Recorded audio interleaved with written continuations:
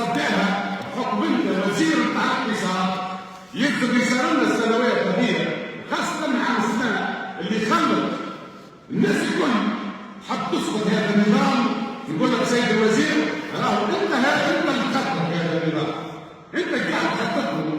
دونك ما نحبوش السنوات اللي جايه نتعرضوا لنفس المشاكل اللي تعرض فيها السنه، وفي الاخير رساله الى الدين ما نبقاش.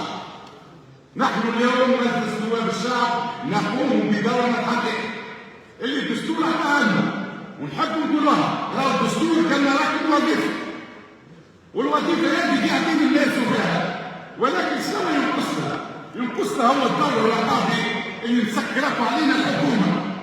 وقت الحكومه هذه تنفتح لاعضاء مجلس النواب مثل شوفوا حاجه، وفي الاخير سيد الوزير حق نقول لك كل نظام حكمي ليس له حجاب شعبي ديمقراطي يئم بالحريه وبالديمقراطيه ويئم بهم الكل رغم ينجم يطيح، وشفناه في عهد بن علي رغم كل الكثافات الموجوده سقط بن علي.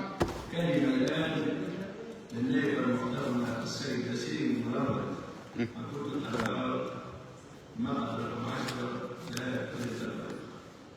شكرا سيد الرئيس. مرحبا بالسيد وزير الاقتصاد والتخطيط وكافة الوفد المرافق المحترم.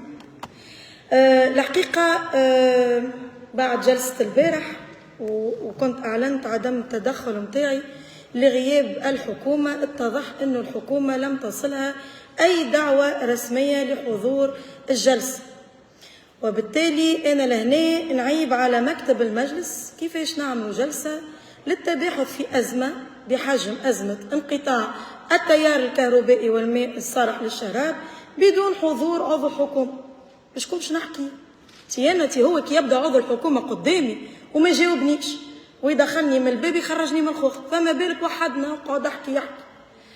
ومن بعد جاي تصريح سيرين مرابط بإيداع لائحة لوم ضد الحكومة، مع احترامي الشديد لعديد الوزراء أو بعض الوزراء اللي يخدموا بجدية وأثبتوا كفاءتهم في عديد الملفات.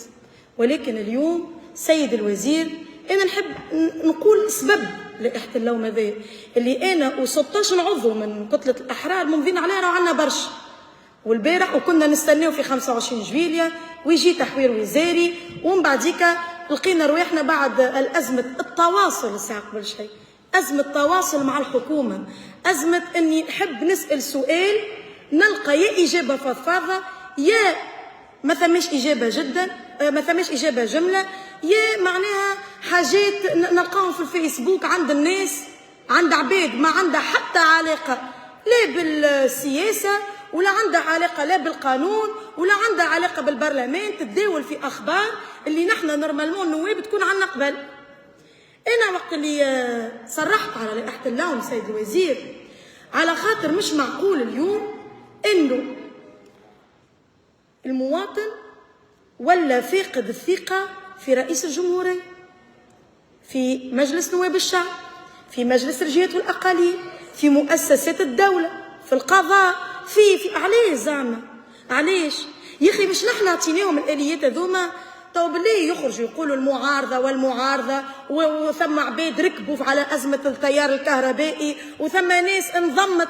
راهو أنا نقول لك يا سيد الوزير ثم عباد راهو بالحق راهو خرجت لا يهمها لا في سياسة ولا يهمها في سياسيين ولا يهمها في قيس سعيد ولا يهمها في المعارضة ولا يهمها في حتى شيء، يهمها في الدواء المفقود، في المال المفقود، في الكهرباء المفقود. أنا راني النوب السجومي، النوب الملاسين، النوب حياه هلال، النوب الزهور، ثم عباد راه ما تعرفش شكون بالحق. تعرف كان قيس سعيد رئيس ما تعرفش شكون الوزير الفلاني، ساعات نلقى وزير يهبط لنا نحن حياه هلال ولا الملاسين بموكب كبير وسيقول له والله سيد الوزير كان ندور معايا ما يعرفك حد. بالحق راه مش استنقاصا منه، لكن الناس ما تتبعش، ناس تعرف رئيس الجمهوريه. وللاسف الشديد فشل الحكومه هذه قاعد ياكل من رصيد الثقه في رئيس الجمهوريه. سيد رئيس الجمهورية التمسك بحكومة منهزمة غير قادرة على إدارة الأزمات قاعد يضر في صورتك شخصيا ويضر في المسار بصفة عامة، لأنا بنت المسار وافتخر اللي انا لولا المسار هذايا ما كنتش وصلت لمجلس نواب الشعب، لولا نظام الاقتراع على الافراد ما كنتش وصلت لمجلس نواب الشعب.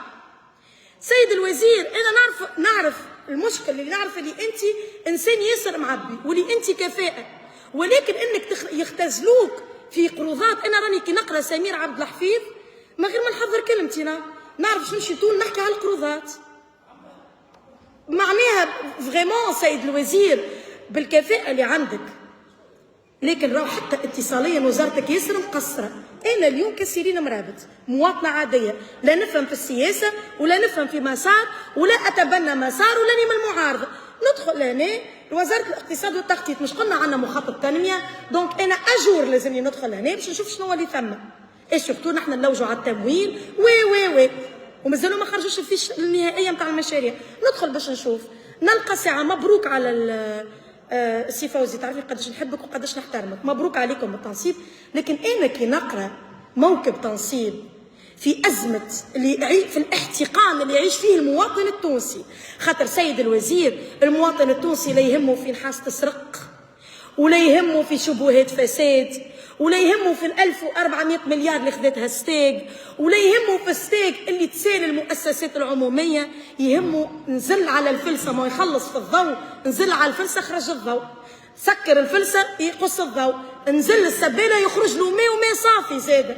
وراه ما عادش راهو كان احياء شعبيه وجهات داخليه، حدائق كرتاج هي يعني عايزه نيتي تنوب حدائق كرتاج ونراها في السوغ تيغان ونراها شنو تعاني. معناها سيد الوزير راهو المشكل ولات راهي مشكله وطنيه، معناها مشكل محلي او جهوي اليوم اصبح ازمه وطنيه. سيد الوزير انا كي نلقى هكايا موكب تنصيب اون ديغي انا البلاد في تيار ضوء مقصوص عليه، وانا مهبطت له لايف انا نعمل في سكي في انجلتير ولا في هكا يقراها راه. خاطر انت معناها مطالب انك تخطط ومطالبك بالحق. انت راهو انا بالنسبه لي انا بلاستيك اكبر من هكا. احكيوا مع السيد الرئيس، نحن ما نجموش نحكيوا، ما نجموش نوصلوا الصوت، احكيوا معاه وفسروا للشعب راهو القروضات ماهيش مساله سلبيه، ماهيش حاجه راهو الظلاميه اللي قاعدين يوصلكم فيها ويطرهنوا في البلاد 40 سنه، راهو 40 سنه خير من 5 سنين، راهو ثم فرق ما بين قرض استهلاكي وقرض استثماري. قرض استثماري اون ديغي انا مواطن مشيت خديت قرض باش نشري دار، دونك الدار هذيك في الاخر باش تولي ان بيان، باش تولي اناكي، باش تولي مكتسب، باش تولي حاجه نخليها لولادي. الوغ كو انا كي نمشي ناخذ قرض باش نشري لونات سولير ولا باش نمشي نصيف بيه، هذاك قرض استهلاكي مشى في الماء. وانا بالنسبه لي العام هذا اللي مازال القروضات الاستثماريه مرحبا بها، القروضات الاستهلاكيه راني مانيش ندور بها. سيد رئيس الجمهوريه في الختام، avant l'heure ce n'est pas l'heure et après l'heure ce n'est plus l'heure. اليوم المواطن يستنى في التغيير، واليوم المواطن ما ينجم يحكي معانا سيد الوزير الا ما يرى التغيير الحقيقي. اولا في نفس جديد في الحكومه هذيا، حب يبقي على الوزراء اللي تخدم هو حر، احنا ما ندخلوش في التعيينات. الوليت سيد الوزير راهو ماهوش مطالب اليوم الرئيس يكون والي ومعتمد وعمده، واللي راهو فيه معناها ولا بي دي جي ولا حتى في وهاو بيانتو راه باش تصير لكم مشاكل امطار، زاد قولوا ما في بالناش وما ترقبناش وفيضانات وي. سيد الوزير في الختام، اذا حبوك ارتاح لا تتعب ولا تشقى، واذا كرهوك اذا ما عادش يحبوك حتى كان تكثر في النفقه سي اون فوا بور توت كان انعدمت الثقه، راهو ما عادش نجموا نسترجعوها. مادام ثم مازال رصيد ثقه من عند المواطن في هذا المسار وفي السيد رئيس الجمهوريه وفي اسماء معينه ماذا بينا نبنيو عليها سيد الوزير، بالحق ماذا بينا نبنيو عليها. سيدة رئيس الحكومه كي كانت في وزاره التجهيز خسرناها كوزير التجهيز وخسرناها كرئيس حكومه، خاطر ما نفعتش في رئاسه الحكومه خاطئه. السياسه الاتصاليه بربي تواصلوا مع المواطن، بربي فسروا ليش وصلنا للازمه واعطيوا الحلول. وشكرا. سيد الوزير